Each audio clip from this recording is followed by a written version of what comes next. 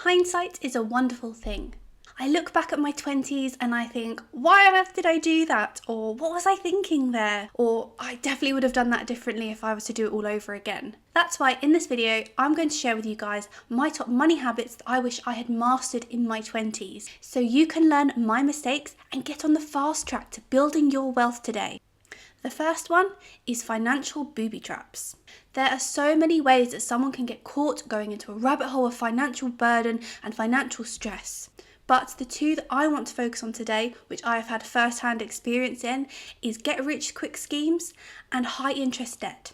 So if we start with the first one, a get-rich-quick scheme, what exactly is it? It's essentially a promise to help you make money quickly. Sounds dreamy, right? But the age-old saying goes, if it's too good to be true, then it probably is. It is so easy to get sucked into these schemes and ideas on ways in which you can make money fast. Whether that is someone advertising to you, selling digital products online, which are essentially pyramid schemes, or enticing you in to invest in high-yield investments that will get you money fast, they usually end up being dark pitfalls for anyone that tries to take them on. More often than not, people that get involved in these types of schemes and activities usually end up getting burnt.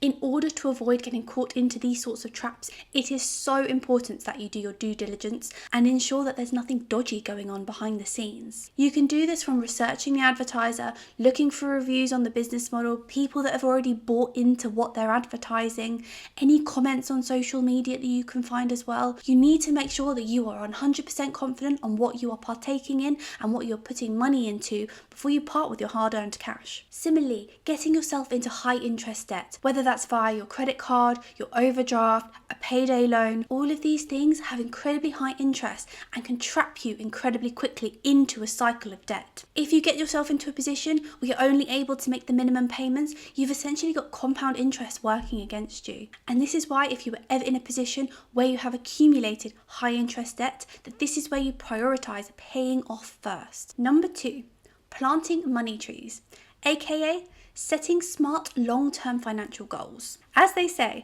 Rome wasn't built in a day, and you can't expect the same for your financial goals and targets too. There are several great options to help you on this journey, one of which is setting yourself smart financial goals. So, what is a SMART goal? I wanted to give you an example here. I will save $20,000 for a down payment on a house within 24 months by depositing $850 into a high yield savings account each month. So let's break this down against the SMART criteria to make sure that it applies to the SMART goals rule. So the letter S is for specific. This goal clearly states that the aim is to save $20,000 for a down payment on a house. It's clear, it is specific. M is for measurable. So the amount you want to save is $20,000. How much you need to save per month is $850. It is a measurable amount that you will be holding yourself accountable to every single month. A is for achievable, setting a goal that is achievable for that person to commit to every single month. In this instance, we will assume that £850 is an achievable amount for said person to be able to save per month.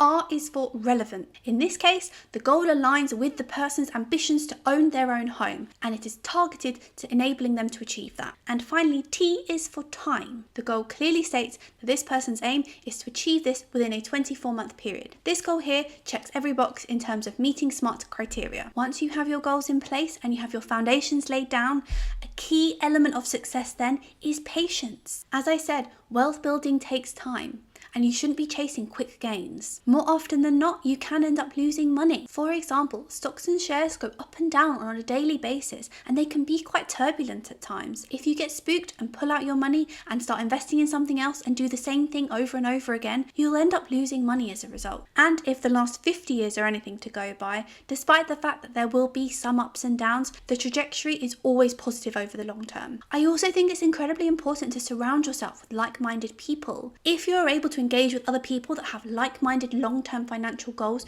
you will support one another throughout your journey and throughout that process, encouraging along the way and holding one another accountable too. Number 3, stealth wealth. A great approach in order to help yourself on your journey to financial freedom is to live below your means. Obviously, you can always earn more, but living below your means is a much more sustainable way and realistic way of being able to approach your journey, in my opinion. I want to take you through the 50-30-20 rule. 50% needs, 30% wants, and 20% savings or debts. This is how I like to split my monthly take home. 50% of my take home goes to everything that I need to pay for the month. My essentials, my mortgage, my bills, my travel expenses, all of the things that are essentially considered fixed costs in my life. The 30% is for wants. So for example, treating myself to an item of clothing that I want, or going out for a fancy treat dinner. This 30% is my opportunity and my free reign to spend as I wish each month. And then finally the 20% is allocated to savings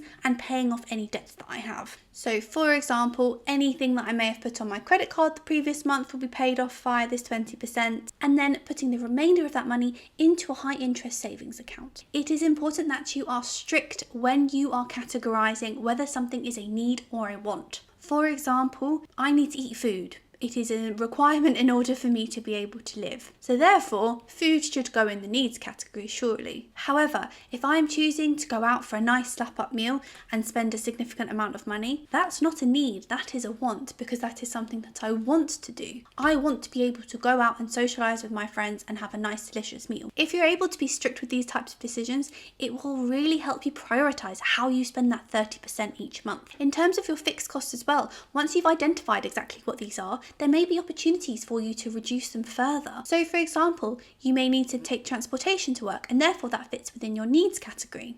However, you currently have a brand new car that you are spending several $100s per month in terms of paying off the loan, and it's costing you a significant amount in fuel in order to travel there every day. The other option is that you could opt for a cheaper car that has lower monthly payments and therefore saves you money every month, or even go that step further and decide that you're going to take public transport instead, which means you don't need a car, and therefore you can save several $100s per month. Not only do you see the positive financial impact from living below your means, but you also see psychological benefits too. The immediate one is a reduced financial stress. If you are alleviating the financial burdens in your life, you are naturally going to introduce less stress into it. And then similarly, you have increased financial freedom because you are working towards that long-term goal, saving money, putting it in high interest savings accounts, and setting yourself up for future success. And then finally, lifestyle lockdown. Warren Buffett is a great example when it comes to talking about lifestyle lockdown. He is one of the richest men in the world, but he lives an incredibly modest lifestyle. He still lives at his home in Nebraska that he bought in 1958 for $31,500.